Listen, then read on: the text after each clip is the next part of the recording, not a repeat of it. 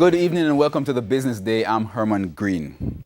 It's now 11 straight days of gains for the Jamaican dollar. Today's gains pushed the US dollar price to a new one-year low.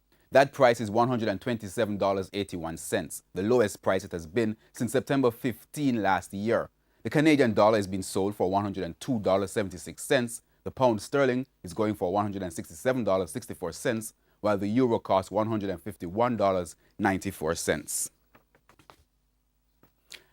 Ansa McCall failed in its bid to take 100% of Berger Paints, the Trinidad-based company, in the aftermath of acquiring Louis Berger overseas, giving it 51% stake in Berger Paints Jamaica, offered to purchase all outstanding shares for $10.88 each, with the intention of delisting the entity. However, when the offer closed on October 9, Ansa McCall was only successful in acquiring a further 3% of Berger's shares, taking its stake to 54%.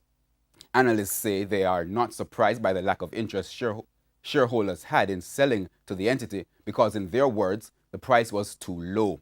Berger Paints only resumed trading on Tuesday. It ended the day with its shares valued at $12.54 each.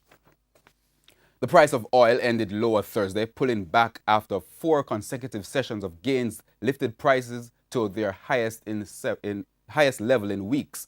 Oil for delivery in November lost 75 cents, or 1.4%, to settle at $51.29 a barrel. Jampro, seeking to woo more operators in the business process outsourcing BPO sector, today hosted a BPO investment mission at its St. Andrew offices. During the event, Jampro introduced prospective investors in the sector to the current business opportunities available. If you look, the World Bank doing business report, Jamaica is now 64 of 189 countries. In 2014 or 2013, we're at position 97.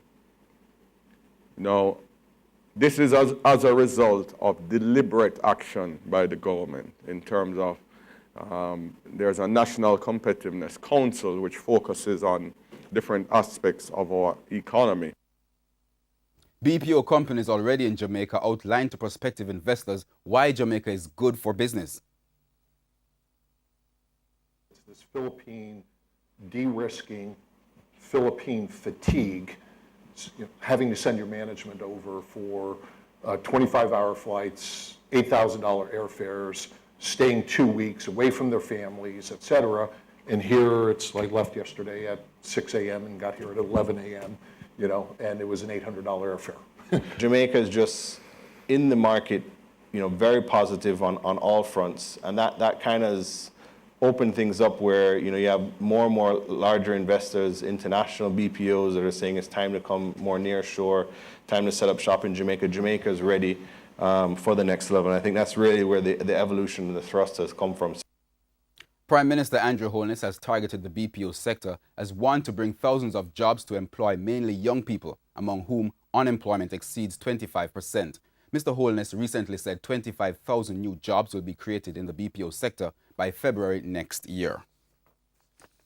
The JSE index continued its bull run, closing at a new all-time high on Thursday after adding a further 1,485 points. The junior market index gained 22 points. The winners of the day included Barita Investments, Cable and Wireless, Consolidated Bakeries, Iron Rock Insurance, JMB Group, Lasco Distributors, Pan Jam and Supreme Ventures. Access Financial, Carreras, Jamaica Stock Exchange, Radio Jamaica and Seprod were among the losers.